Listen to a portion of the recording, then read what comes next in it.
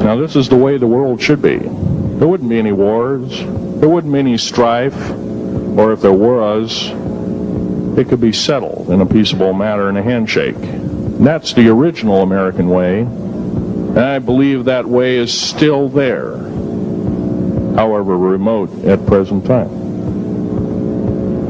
Now, I'm going to sum up this talk and mention an overview of the alien agenda. The alien agenda is completely decimate the planet, to take the remaining human subjects as slaves, and the aliens would use this planet for their own means. Number one, this cannot be allowed to happen.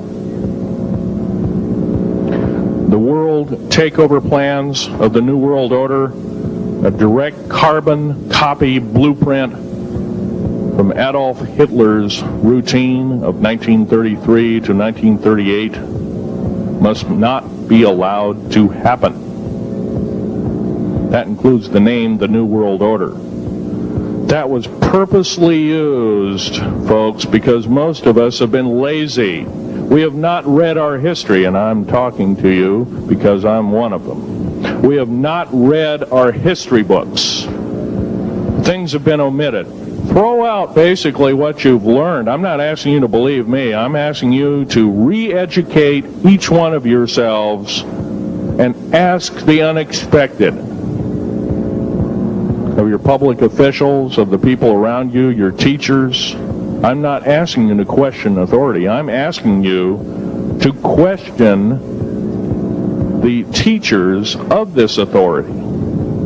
Is this right? Is this law correct? If a law, one of the best statements to ever come out of the mouth of any human being, believe it or not, was, I think, by an incredible black man, the name of not Jesse Jackson, but it was Martin Luther King, excuse me, said, an injustice anywhere is a threat to justice everywhere.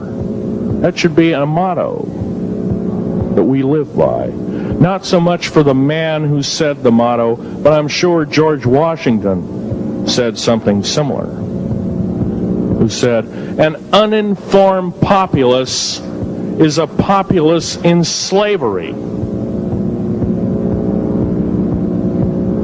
Now, our founding fathers had the unique gift 250 odd years ago, 200 to 250 years ago, of looking far in advance, laying out the groundwork of this wonderful two pieces of paper government we've got, the Bill of Rights and the United States Constitution, laying it out for all time.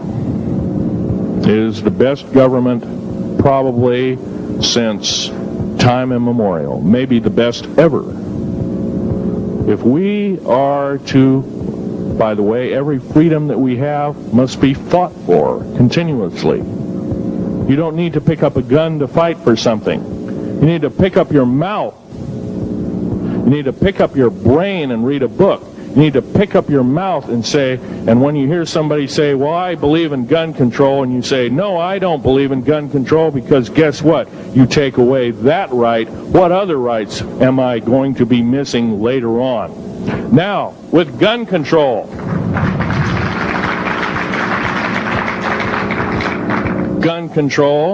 there's a certain few people, generally a 1 to 2% minority of people, that are totally irresponsible, criminal, use the gun improperly, etc., etc. I'm not talking about those kind of people. There are always going to be those kind of people, at least for the foreseeable future.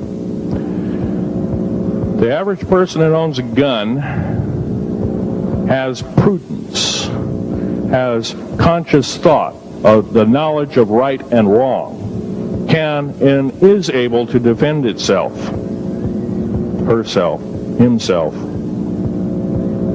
against foreign and domestic terrorists, so to speak. Now,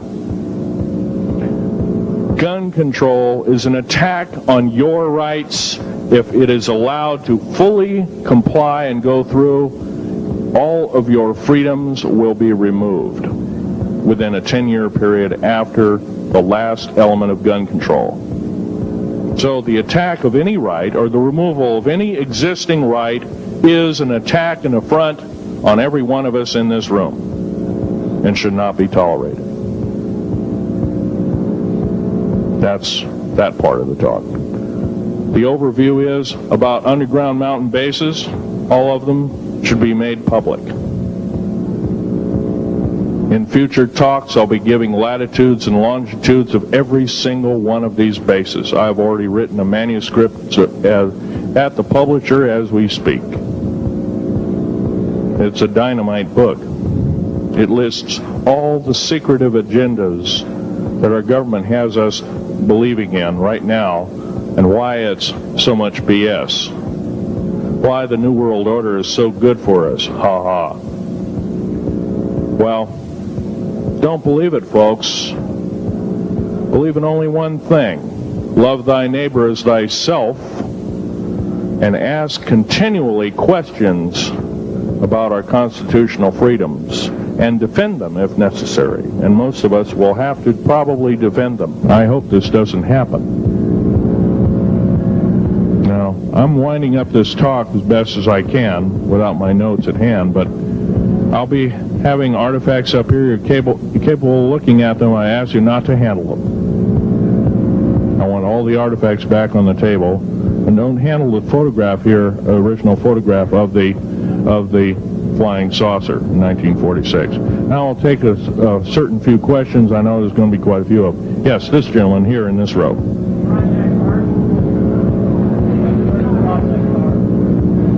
I've heard of Project HARP. I don't really know that much. It's designed to electrify the ionosphere, and they will be able to map all the underground bases. There was a crash of a Air Force plane up in Alaska last week, and AWAC plane. Yeah. It was on the last day of a Project HARP demonstration. Okay. Yes, I've heard of such projects. Actually, it was invented by Nikola Tesla, the initial part of ionizing the atmosphere. The only trouble is with ionizing the atmosphere, plants need nightfall as well as sunlight to survive. So lighting up the atmosphere might do extreme damage. Okay, next question. This gentleman up in the front row. Please speak up.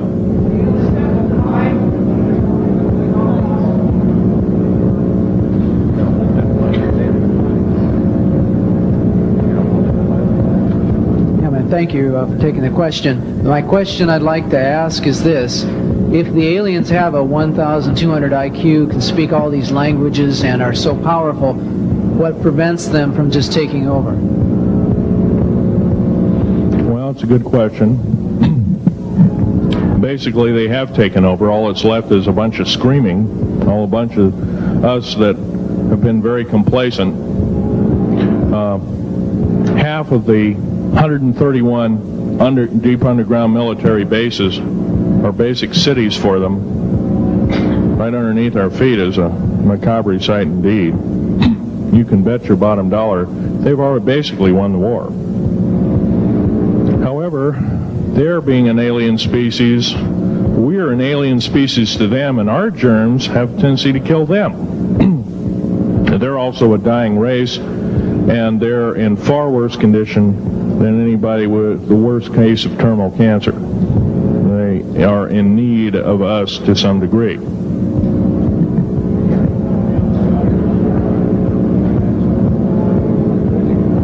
Okay. Yes, sir.